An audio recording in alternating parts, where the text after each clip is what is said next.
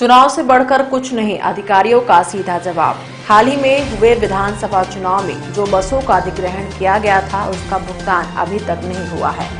बस ऑपरेटरों ने बताया कि उन्होंने विधानसभा चुनाव के समय बीजेपी की 23 रैलियों के लिए बसें दी थी, जिसमें से मात्र 2 का भुगतान हुआ है और 21 रैली का भुगतान तकरीबन 10 करोड़ अभी भी बकाया है। इधर पंचायत चुनाव में भी जमकर बसों का अधिग्रहण किया गया, लेकिन भुगतान किसी का नहीं हुआ और फिर से लोकसभा चुनाव सामने आ गया है, जिसके लिए बस ऑपरेटर को हिदायत दी गई है कि चुनाव से बढ़कर कुछ नहीं है, बसें तो चाहिए ही। अब बस संचालकों की हालत ऐसी हो चुकी है जैसे सामने कुआं और पीछे खाई। वह इसलिए क्योंकि 26 अप्रैल को लोकसभा चुनाव की तारीख घोषित हो चुकी है और 22 अप्रैल से 26 अप्रैल तक बहुत अधिक लगन है, जिसके लिए बस ऑपरेटर 2 माह पूर्व तक से एडवांस ले चुके हैं। बस ऑपरेटर ने अपनी पीड़ा सुनाते हुए कहा कि आजकल बस के व्यवसाय में केवल लगन ही रह गया है। ऐसे में बार बार चुनाव और उस पर भी भुगतान न होना और फिर चुनाव होना। ऐसे में एडवांस ले चुके बस संचालकों ने इस संबंध में जब अधिकारियों से बात किया तो उन्होंने कहा कि चुनाव से बढ़कर कुछ नहीं है, एडवांस वापस कर दो। कुल मिलाकर अब चुनाव के सामने लगन फीकी पड़ने लगी है और इधर साल भर के इंतजार के बाद इस लगन से भी बस संचालकों की कमाई में 7.5 लग चुकी है।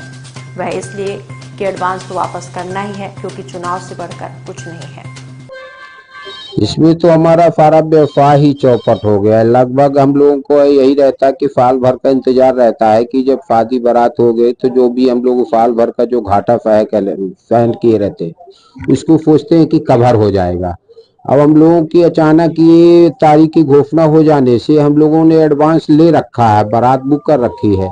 अब हम उनको क्या जवाब दें? उनको फोन लगाते हैं कि भाई अब गाड़ी नहीं दे पाएंगे तो कहते हैं कि भैया हम तो अब क्या करें, हम भी सबका एडवांस दे चुके हैं, डीजे बुक कर चुके हैं, बारात घर बुक कर चुके हैं, हर जगह मेरी भी बुकिंग हो गई है, तो हम अब क्या करें, हमको तो गाड़ी चाहिए ही।